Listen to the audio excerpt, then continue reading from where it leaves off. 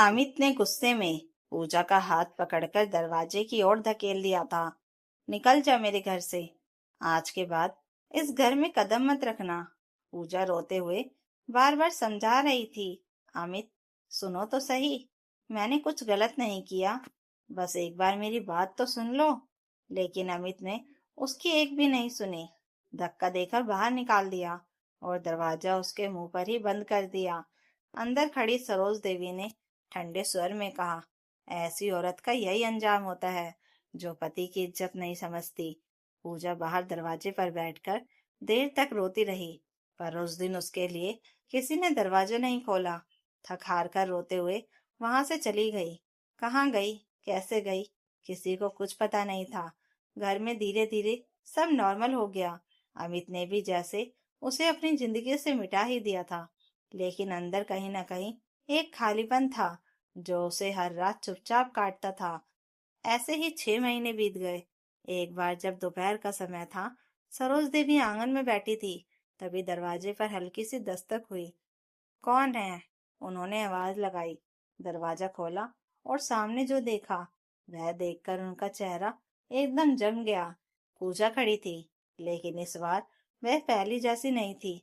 चेहरे पर वही सादगी थी, लेकिन आंखों में डर नहीं था। हाथ में एक छोटा सा बैग और गोद में एक बच्चा। सरोज देवी एकदम पीछे हट गई।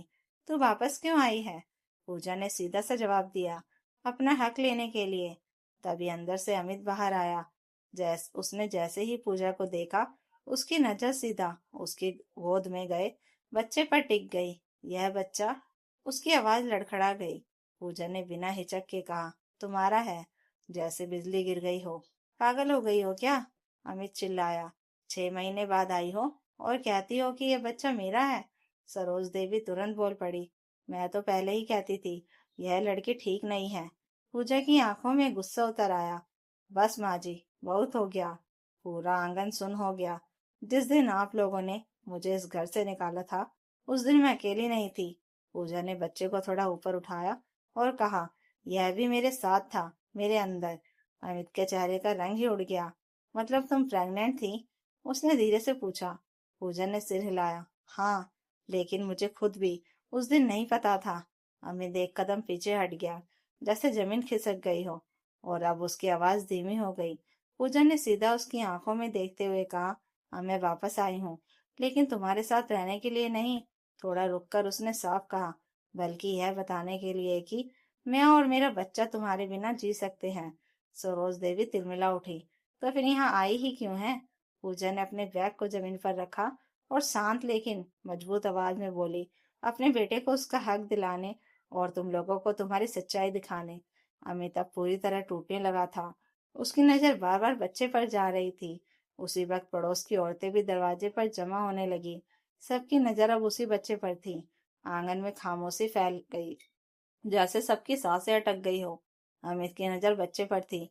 बार बार वही चेहरा देख रहा था, जैसे उसमें अपना अंश ढूंढ रहा हो, लेकिन समझ नहीं पा रहा था कि खुश हो या शर्मिंदा। पूजा सीधी खड़ी थी, इस बार झुकी नहीं। उसकी आवाज में पहली बार डर नहीं था। तुम लोगों ने उस दिन मुझे घर से निकाल दिया, बिना सुने बिना समझे। आज मैं सुनाने आई हूँ, उसने साफ कहा। सरोज देवी भी तिलमिलाकर बोली, बहुत जुबान चलने लगी है तेरी। पहले ये बता, सबूत क्या है कि यह बच्चा हमारे घर का है? पूजा ने बिना हड़बड़ाए अपने बैग से एक फाइल निकाली। कागज सीधा अमित के सामने रख दिया। यह अस्पताल की रिपोर्ट है। डेट देख लो, उसी महीने की है जब तुमने मुझे घर से निकाला था। अमित के हाथ कांपने लगे। उसने कागज लिया, आंखें तेजी से पड़ने लगी, और अगले ही पल उसका सिर झुक गया। उसे याद आया वही रात जब छोटी सी बात पर उसने हद पार कर दी थी। शक, गुस्सा और अहंकार, तीनों ने मिलकर उसे अंधा बना दिया था। पूजा बोलती गई, उस रात तुमने मुझ पर इल्जाम लगाया था कि मेरा किसी और से अफेयर है, और उसी शक में मुझे धक्का देकर घर से बाहर निकाल दिया। एक बार भी यह नहीं सोचा कि मैं कहाँ जाऊंगी, कैसे रहूंगी। आंगन में खड़ी औरतें सब आपस में फुसफुसाने लगी। हर बात अब साफ हो रही थी। अमित ने धीरे से पूछा, तो इन 6 महीनों में तुम कैसे रही, क्या किया? पूजा हल्का सा मुस्कुराई, लेकिन उसकी मुस्कान में दर्द था। पहले 2 दिन सड़क पर रही, फिर एक बूढ़ी औरत से मिली। उसने अपने घर में जगह दी, वहीं से काम शुरू किया। बर्तन कपड़े जो मिला सब किया। पेट में यह था इसलिए हार नहीं मानी। उसने बच्चे को थोड़ा और करीब कर लिया। हर दर्द सहा अकेले। जब इसे जन्म दिया तब भी तुम नहीं थे। अब अमित की आंखों से आंसू निकलने लगे। वह कुछ कहना चाहता था पर शब्द नहीं मिल रहे थे। सरोज देवी अब भी खड़ी हुई थी। ठीक है, मान लिया बच्चा इसका है, लेकिन अब अचानक यहाँ आकर क्या साबित करना चाहती है? पूजा ने सीधे उनकी तरफ देखा। कुछ साबित नहीं करना चाहती, बस हिसाब बराबर करने आई हूँ। अमित ने सिर उठाया। कैसा हिसाब? पूजा ने बैग से एक और कागज निकाला और उसके हाथ में रख दिया। यह तलाक के कागज है। मैं यह रिश्ता खत्म कर रही हूँ। अमित के ऊपर जैसे किसी ने ठंडा पानी उड़ेल दिया हो। तलाक? अमित की आवाज टूट गई। हाँ, पूजा ने बिना हिचक कहा। जिस घर में भरोसा नहीं, वहां रिश्ता सिर्फ नाम का होता है, और मैं ऐसे किसी भी रिश्ते में नहीं रहना चाहती। सरोज देवी चिल्लाई। और यह बच्चा, इसे लेकर क्या करेगी तू? पूजा ने बहुत शांति से जवाब दिया। इसे मैं पालूंगी अपने दम पर। इसे किसी ऐसे घर में नहीं छोड़ूंगी जहाँ इसके पैदा होने पर ही सवाल उठे। अमित एकदम आगे बढ़ा। नहीं पूजा, मेरी एक गलती के लिए मुझे इतनी बड़ी सजा मत दो। मुझे मौका तो दो सब ठीक करने का। पूजा ने पहली बार उसे रोका। गलती उस दिन नहीं हुई थी अमित। गलती तब हुई थी जब तुमने मुझ पर भरोसा करना छोड़ दिया था। आंगन में खड़े लोग अब पूरी तरह चुप थे। पूजा ने आखिरी बार घर को देखा।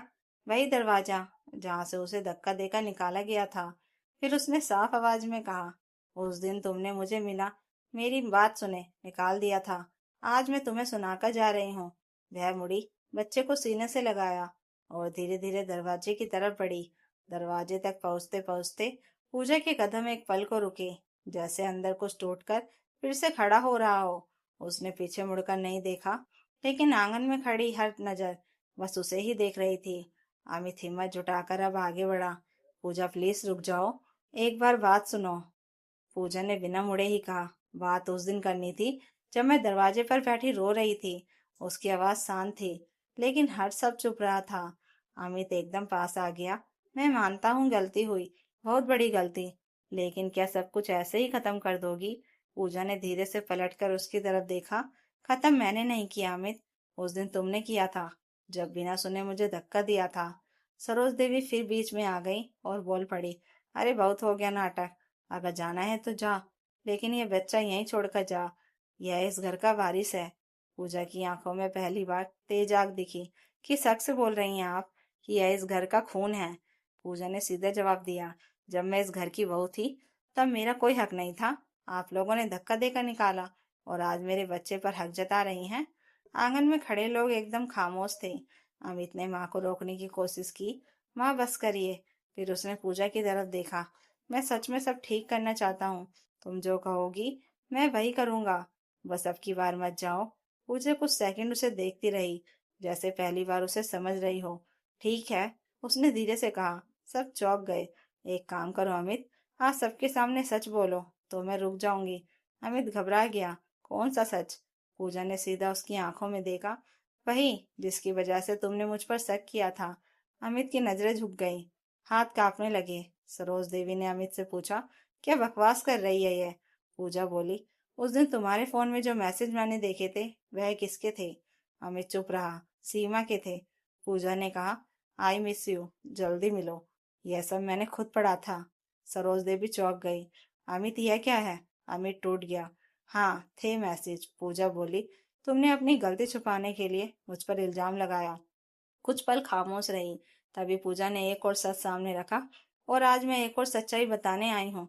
जिस शक के आधार पर तुमने मुझे घर से निकाला वह भी झूठ था। तुम्हारी गलती छुपाने के लिए माँ जी ने भी कोई कमी नहीं रखी। जानते हो अमित, मेरे मोबाइल पर वह गंदे मैसेज मैसेज किसने किए थे? वह मैसेज किसी और ने नहीं थे, माँ जी ने किए थे। आंगन में जैसे बिजली गिर गई। क्या बकवास कर रही है? सरोज देवी चिल्लाई। पूजा ने शांत स्वर में कहा, मैंने बाद में उस नंबर का सच पता लगाया। वो नंबर इन्हीं का था। इन्होंने लड़का बनकर मुझे मैसेज किए ताकि तुम उन्हें पढ़ो और मुझ पर शक करो। जब पूजा ने यह अमित के सामने खोला तो जैसे उसकी पूरी दुनिया एक पल में बिखर गई। उसकी आंखें अविश्वास से फैल गई। चेहरा सफेद पड़ गया। वह बार बार अपनी माँ की तरफ देखने लगा, जैसे उम्मीद कर रहा हो कि वह इसे झूठ कह दे। लेकिन सरोज देवी की झुकी हुई नजरें ही सब कुछ बयान कर रही थी। माँ, यह सच है। अमित की आवाज कांप रही थी। सरोज देवी के पास कोई जवाब नहीं था। उनकी चुप्पी ने ही सच को और गहरा कर दिया। अमित के हाथों से जैसे सब कुछ फिसल गया। उसे अपनी गलती का एहसास अब पूरी तरह हो चुका था। उसने जिस औरत पर सबसे ज्यादा भरोसा करना चाहिए था, उसी को बिना सुने, बिना समझे ठुकरा दिया। और वह भी एक झूठी साजिश के कारण। वो घुटनों के बल वहीं बैठ गया, दोनों हाथों से सिर पकड़ लिया। मैंने क्या कर दिया? पूजा का हर शब्द अब हथौड़े की तरह पड़ रहा था। अमित रो पड़ा। मैं समझ नहीं पाया। पूजा ने सिर हिलाया। नहीं अमित, तुम बहुत अच्छे से समझ गए थे। बस सच मानने की हिम्मत नहीं थी।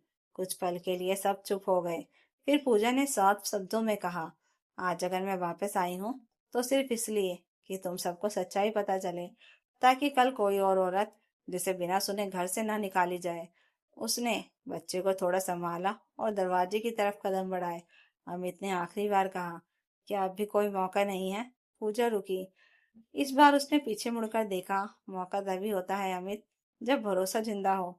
उसने धीरे से कहा, जहाँ भरोसा मर जाता है वहां सिर्फ रिश्तों की लाश बचती है। अमित वहीं खड़ा रह गया, पूरी तरह खाली। पूजा, रुक जाओ प्लीज। पूजा रुकी, लेकिन इस बार उसने मुड़ने में थोड़ी देर लगाई। अमित उसके सामने आकर खड़ा हो गया। आंखों में पछतावा साफ साफ दिख रहा था। मैंने बहुत बड़ी गलती की है, मानता हूँ, लेकिन मुझे एक मौका दे दो। मैं सब ठीक कर दूंगा। तुम्हें और हमारे बच्चे को वापस घर ले आऊंगा। पूजा ने उसकी बात ध्यान से सुनी, बीच में टोका नहीं। फिर बहुत शांत आवाज में बोली, घर? अमित ने जल्दी से कहा, हाँ, हमारा घर पूजा। पूजा हल्का सा मुस्कुराई, लेकिन वह मुस्कान चुभने वाली थी। जिस दरवाजे से मुझे धक्का देकर निकाला गया था, वो घर नहीं होता अमित, सिर्फ दीवारें होती हैं। अमित चुप हो गया। पूजा ने आगे कहा, तुम्हें आज पछतावा हो रहा है, लेकिन अगर मैं आज वापस न आती तो तुम कभी ये मानते ही नहीं कि गलती तुम्हारी थी। अमित के पास अब कोई जवाब नहीं था। कुछ पल की खामोशी के बाद पूजा ने बच्चे को थोड़ा संभाला और साफ शब्दों में बोली, मैं यहाँ लेने नहीं आई, देने आई थी। अमित ने हैरानी से पूछा, क्या देने आई थी? पूजा ने उसकी आंखों में देखते हुए कहा, तुम्हें आजादी। यह सुनकर अमित की आंखों से आंसू गिर पड़े। और यह बच्चा? उसकी आवाज कांप गई। पूजा ने बच्चे की तरफ देखा, फिर धीरे से बोली, यह मेरा है और मैं इसे ऐसे माहौल में नहीं बड़ा करूंगी जहाँ हर दिन इसे सवालों में तोला जाए। अंदर खड़ी सरोज देवी भी दरवाजे तक आ गई, लेकिन इस बार उनकी आवाज धीमी थी। पूजा, गलती हो गई हम सबसे। गुस्से में बोल दिया, तू चाहे तो। पूजा ने विनम्र लेकिन सीख सख्त स्वर में बीच में ही बात काट दी, माँ जी, गलती बोलने से नहीं, सोच से होती है, और वह अभी भी वही है। सरोज देवी चुप हो गई। पूजा ने आखिरी बार उस घर को देखा जहां उसने 5 साल दिए थे, और एक दिन में सब खत्म हो गया। फिर उसने कहा, आज के बाद मैं कभी इस दरवाजे पर नहीं आऊंगी, ना अपनी मजबूरी में, ना अपने हक के लिए। अमित ने हिम्मत करके पूछा, क्या मैं कभी अपने बच्चे से मिल सकता हूँ? पूजा कुछ सेकंड चुप रही, फिर बोली, जब तुम यह समझ जाओगे कि रिश्ता खून से नहीं, भरोसे से बनता है, तब आ जाना। इतना कहकर वह मुड़ी और बिना पीछे देखे चल दी। अमित वहीं खड़ा रह गया, इस बार सच में अकेला। आंगन में खामोशी थी, लेकिन उस खामोशी में एक सच्चाई साफ साफ सुनाई दे रही थी। जिस दिन भरोसा टूटता है, उसी दिन रिश्ता खत्म हो जाता है। और पूजा ने उस दिन तय कर लिया था, अब वह किसी के सहारे नहीं, अपनी इज्जत और मेहनत के सहारे जिएगी। अमित ने आंसुओं भरी आंखों से उसकी तरफ देखा, लेकिन इस बार उसके पास कोई सफाई नहीं थी, कोई सवाल नहीं था, सिर्फ पछतावा था, और बहुत देर हो चुकी थी। तो दोस्तों, अगर आपको यह कहानी अच्छी लगी हो तो कमेंट करके जरूर बताइएगा, और नई कहानियों के लिए चैनल को सब्सक्राइब जरूर कर लीजिएगा। Thank you for watching.